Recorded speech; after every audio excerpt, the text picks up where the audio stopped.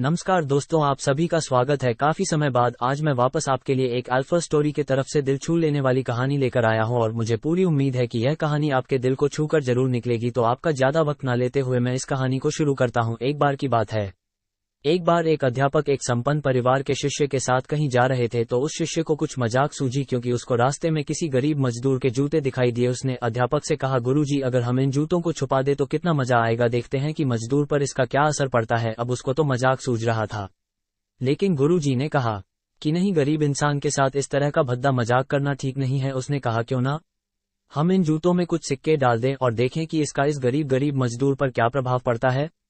उन्होंने ऐसा ही किया। जैसे ही मजदूर अपना काम करके लौटा और उसने एक पांव अपने जूते में डाला तो उसको कुछ कठोर सा महसूस हुआ। उसने अंदर हाथ डाला तो उसको कुछ सिक्के दिखाई दिए। वो थोड़ा आश्चर्य में पड़ गया।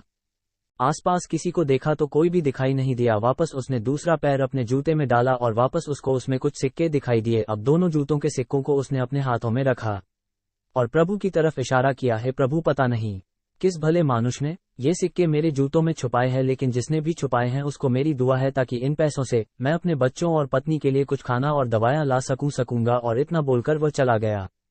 इस बात को शिष्य और अध्यापक दोनों सुन रहे थे। अब अध्यापक ने शिष्य से पूछा कि अब तुम मुझे बताओ कि तुम्हें कैसा महसूस हुआ, तुम्हारी पहले वाली मजाक या मेरा ये तरीका। तो उसने कहा कि गुरुजी, मैं आपसे क्षमा चाहता हूँ। अब मुझे समझ आ गया है कि सच्ची खुशी किस चीज में है। जब हम किसी की मजाक उड़ाते हैं तो हमें कुछ पल का आनंद मिलता है, लेकिन इससे हमें बद्दुआ मिलती है। लेकिन अगर हम किसी की मुश्किल परिस्थिति में मदद करते हैं और जिसकी भी हम मदद करते हैं उसको भी नहीं पता कि हमने उसकी मदद की है, लेकिन अंदर ही अंदर हमें पता है कि हमने उस इंसान की मदद की है, यही सच्ची खुशी है। जब हम दूसरों को खुशी देते हैं तो हमें सच्ची खुशी मिलती है। इसी तरह खुशियां बांटते रहिए, लोगों की मदद करते रहिए और दान करते रहिए जिसके भी आप काबिल हो।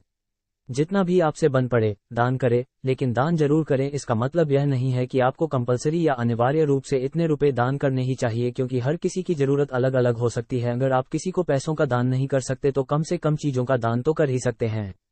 मुझे पूरी उम्मीद है कि यह अल्फा स्टोरी आपको जरूर अच्छी लगी होगी। आपका कीमती समय देने के लिए दिल से शुक्रिया।